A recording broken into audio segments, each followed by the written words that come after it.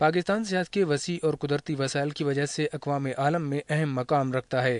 پاکستان کے شمالی علاقہ جات چترال اور سوات اپنی خوبصورت وادیوں، سرسبز چراگاہوں، برف پوش پہاڑی چوٹیوں، بے مثال مہمان نوازی اور منفرد ثقافت کی وجہ سے ملکی اور غیر ملکی سیاحوں کی توجہ کا مرکز بنتے رہے ہیں۔ پاکستان میں اگر دیکھا جائے تو ٹورزم کا بہت واسٹ اسکوپ ہے۔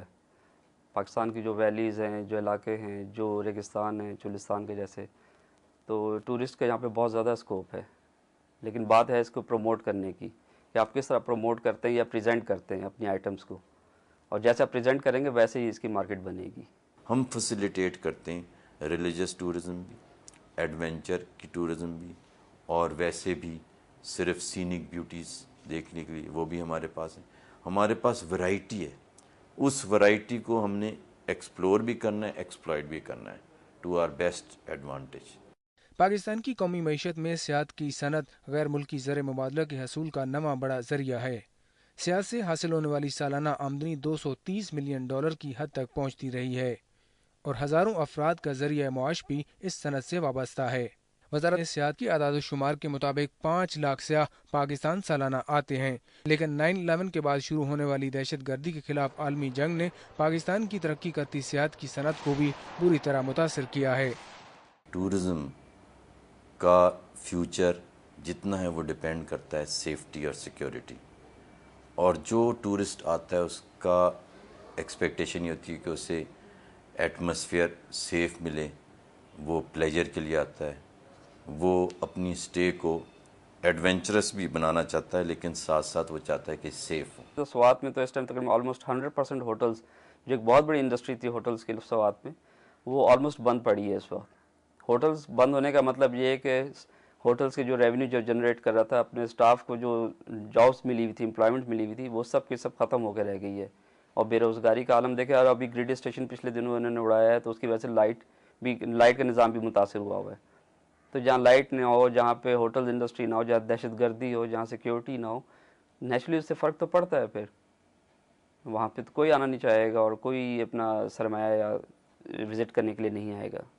شمالی علاقہ جات چترال اور سوات میں عسکریت پسند تنظیموں کے خلاف جاری فوجی آپریشن کے نتیجے میں بگڑتی ہوئی امن و امان کی صورتحال کے باعث غیر ملکی سیاحوں کی تعداد کم ہونے لگی ہے۔ ایک پیریڈ ہے جس سے ہمیں مقابلہ کرنا ہے، جو چیلنج ہے ہمارے لیے وہ ہم کر رہے ہیں مقابلہ، لیکن ہماری امید ہے، کیونکہ امید اس لیے کہ لوگ آ رہے ہیں ہمارے پاس، یا تو ٹورسٹ بالکل سٹاپ ہو جاتا، لیکن سٹاپ نہیں ہے، ڈکلائن ہے، شارٹ فال ہے، کمی ہے اس میں، لیکن یہ نہیں ہے کہ 0/0 ہے۔ چند سالوں سے آپ دیکھ رہے ہیں کہ پاکستان میں جو دہشت گردی کی ایک لہر آئی ہوئی ہے، اس کو بہت زیادہ ہائی لائٹ کیا جاتا ہے ہمارے میں، خاص کر پرنٹ اور الیکٹرانک میڈیا میں، جبکہ باہر بھی ایسے واقعات اور ایسے حالات ہیں دنیا میں، لیکن وہاں پہ ان چیزوں کو اتنا زیادہ ہائی لائٹ نہیں کیا جاتا، جس کی وجہ سے جو ٹورسٹ ہے وہ اوائڈ کرتا ہے۔ ورلڈ اکنامک فورم کی 2008 کی سیر و سیاحت کی رپورٹ کے مطابق سیاحت کی عالمی مارکیٹ میں سوئٹزرلینڈ پہلے جبکہ پاکستان کا شمار 130 نمبر پر رہا، جس کی ایک وجہ پاکستان میں امن و امان کی خراب صورتحال تھی۔ ہمارے ہاں جب کہ ان کو پتہ چلتا ہے کہ جی ایک بم بلاسٹ ہو گیا ہے یا کوئی واقعہ ہو گیا ہے، اور اس کو اتنا زیادہ ہائی لائٹ کیا جاتا ہے کہ جو باہر کے رہنے والے وہ سمجھتا ہے کہ پتہ نہیں پاکستان کے اندر کیا حالات ہیں اور کتنے مسائل ہیں، اس کی وجہ سے وہ ادھر آنے کا رخ نہیں کرتا۔ پھر وہ سال 2007 پاکستان میں سیر و سیاحت کے سال کے طور پر منایا گیا، لیکن دہشت گردی کی کارروائیوں میں اضافے کی وجہ سے متوقع کامیابی حاصل نہ ہو سکی اور غیر ملکی سیاحوں کی تعداد کا گراف مزید گر گیا۔ 2008 میں غیر ملکی سیاحوں کا ہدف 1 ملین جبکہ کل زر مبادلہ کا ہدف $350 ملین رکھا گیا ہے۔ اب ان حالات میں بھی ہمارا جو ماؤنٹینئرنگ ہے، ٹریکنگ ہے، وہ انڈسٹربڈ جا رہا ہے۔ اس میں ہمارا اس وقت تک ہم 611 ایکسپیڈیشنز کے لیے جو لوگ آئے ہیں وہ 611 آ چکے ہیں، مطلب 76 ہماری بکڈ تھے،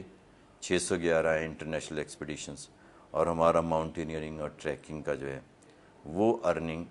وہ چل رہی ہے اسی طرح، اور لوگوں کا کانفیڈنس ہے۔ پاکستان کی سیر و سیاحت کی صنعت وسیع پوٹینشل کی حامل ہے، جسے جدید سہولیات کی فراہمی اور امن و امان کی بہتر صورتحال کے ذریعے نہ صرف ترقی دی جا سکتی ہے بلکہ کمزور معیشت کو سہارا بھی دیا جا سکتا ہے۔